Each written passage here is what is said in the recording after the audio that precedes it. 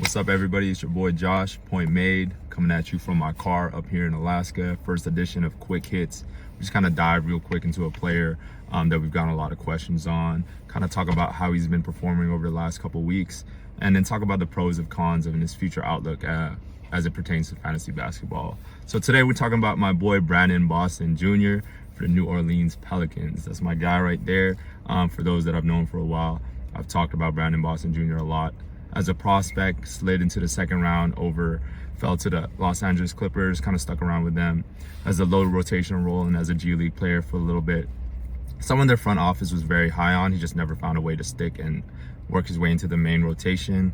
He's an Aguascalientes Clippers legend, though, absolutely hooping there. So one of the things about him, never a concern about his scoring. He's always been an amazing scorer, even though he kind of struggled college-wise, which caused him to slip.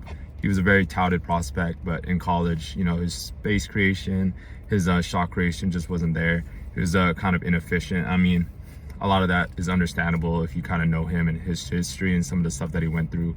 But that's exactly kind of why he's one of my favorite players to watch, and it's really exciting to see him grow into this new role with the Pelicans.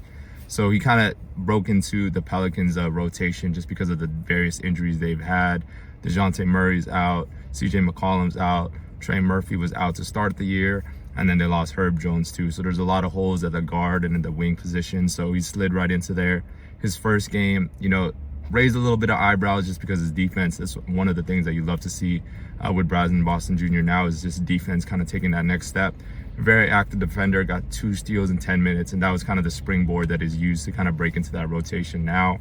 So his last 5 games, he has 32 minutes per game, averaging 15.5 points, 3.0 rebounds, 3.8 assists per game, along with 1.5 stocks, slashing about 51% from the field, 38% from 3, shooting 100% from the free throw line at that point in time.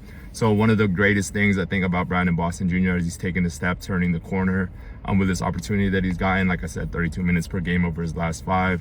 We've never seen that much opportunity over a consistent basis in the NBA. Is that his playmaking is really taking a step forward. Seeing him being able to kind of manipulate and run the pick and roll, amazing to see. And he's also been a knockdown shooter. Anytime you have a Zion-centric offense, Brandon Ingram, you have guys like that can create in the ISO. Having a shooter like Brandon Boston Jr. to kind of help complement them is amazing. But what's also great to see is kind of the screen manipulation, pick and roll manipulation, just the comfort that he's had with the ball in his hand, and him also being able to get to his own spots, create his own shots, and just completely thrive in this role that he's gotten. Just kind of the concerns going forward is, like we said, they're very injury riddled right now. Pelicans are very much hurt, very much thin. So how big is his role going to be forward? One of those things that was kind of questionable was whether he'd fall back down that rotation. But I think he's earned a spot within at least the top 10, top 8 of the rotation, even when they're healthy. That's very hard to say, but because of the amount of work that he does on the defensive end too, I think they really value that. And I think that's kind of earned him a space and a home in the NBA. So just definitely one of those things to watch for. He's kind of a streamable guy right now in fantasy basketball, especially in standard leagues, short days. If you have loaded days, it's really hard to plug him in there.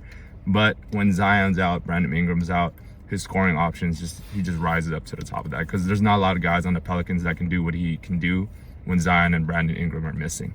Going forward, though, I think in Dynasty leagues, he's really back on the radar, especially in deeper leagues. 20 teams or 30 teams definitely should be rostered at this point. 14, 16 team redraft leagues, that's a person to watch for again as a streamer.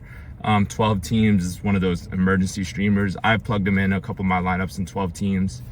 But yeah, that's my boy Brandon Boston Jr. Quick Hits #1. Let me know below or in our comments or on Twitter who else you want me to kind of talk about, break down for y'all. Love y'all, love your support. Talk to y'all soon.